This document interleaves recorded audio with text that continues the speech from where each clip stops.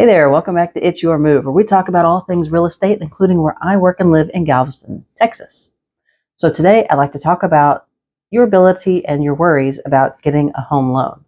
A lot of people don't know, am I qualified? Do I make enough money? How do I know? Where do I look? And there's all kinds of mortgage calculators online. There's all kinds, especially if you go to any banker or mortgage lending site on the internet, you'll find those things. But just so that you'll know a little bit about the basics, they use the lenders, they use a calculation called debt to income ratio to figure out whether you're a qualified, person to lend to, because are you going to be reliable enough to pay us back, that kind of thing, right? And what that means is they're going to check, your employment history and your credit score. They want to know about your employment history because they want to say, well, if you've been employed at this place for the past 3 years, chances are you're going to be, employed there for another 3 years or 10 years or 20 years. And we'll get our money back for this loan we're giving you.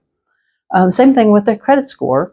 They're going to look at that and say, well, the higher your score, the better candidate you are. You're good at paying back loans, you pay them back on time, so on and so forth.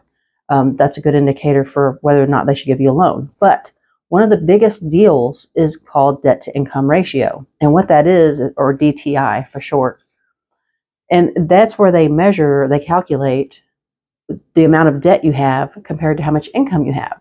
So if you have a whole bunch of debt and not very much income, you're going to have a hard time paying back what you currently owe.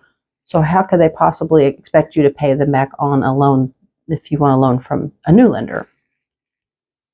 So it's very important to have the income from your employment or annuity or whatever it is that you have that's going to be steady income, because just because you have money in the bank, say you want to buy a house, you put a little money down, oh, but I still have $20,000 or $30,000 in the bank. Well, you could spend that tomorrow, right? So the lenders are looking at a lot of different things, and one of those things is your income. So for most conventional loans, if you're getting a conventional loan, to qualify, the ratio is 33 and 45. There's two numbers for a reason. The first number is the percentage of your gross, that's before taxes, gross monthly income that can go towards housing alone, okay? So they're allowing you 33% of your monthly income to go towards housing. That's the maximum amount. And this ratio is figured on the total payment, including homeowners insurance, homeowners association dues, and everything that constitutes a full payment. So if you have like an escrow, you're currently have a loan and you have escrow account, it includes that too, because that's part of your mortgage payment, your home. The second number is the ratio that is calculated to indicate the maximum percentage of your gross monthly income before taxes, which can be applied to the housing expenses and your recurring debt. So if you have a credit card loan, a home, a student loan, a retail card, any other recurring loans on top of your house payment, home payment, mortgage payment, whatever, those two together. So for a conventional loan, it would be 33 and 45. So for example, if your gross monthly income is $6,500 times the 0.33, that equals 2,145. That can be applied to housing. So that's the most they're going to allow you currently if you're going to make apply for a loan. If you make $6,500 a month, the most that you're allowed to be spending currently is $2,145. And the same thing goes with the second number, $6,500 a month times 0.45. The most that you're allowed to be spending currently is $2,925.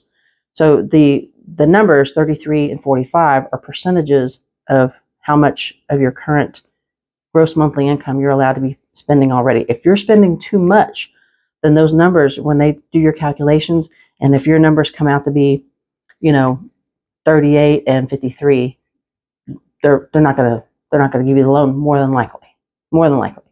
So you want to check those numbers before you even go apply and see what is it I need. If you're above those numbers, what can I do to get my numbers down? Pay off a little debt, get a second job so you have more income. That way it'll offset it'll change those numbers, because that's what you do. You either get more income or you have less debt, and that will change your actual numbers when you do the calculation. So just to cover conventional loans, the qualifying ratio is 33 and 45. Remember, the first number is just housing alone, whatever it costs for housing, for your mortgage payment, whatever.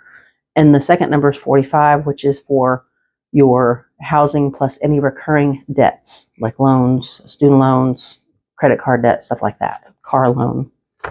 And then just so you know, if you're getting an FHA loan or considering an FHA loan, they're a little less strict. So instead of the 33 and 45, FHAs require a 31 and a 43 ratio.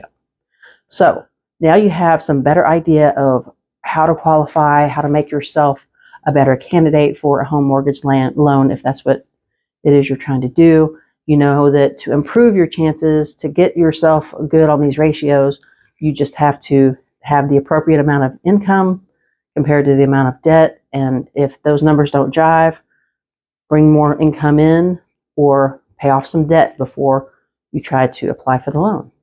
Hope this was helpful, and I'll catch you on the next one. And remember, it's your move.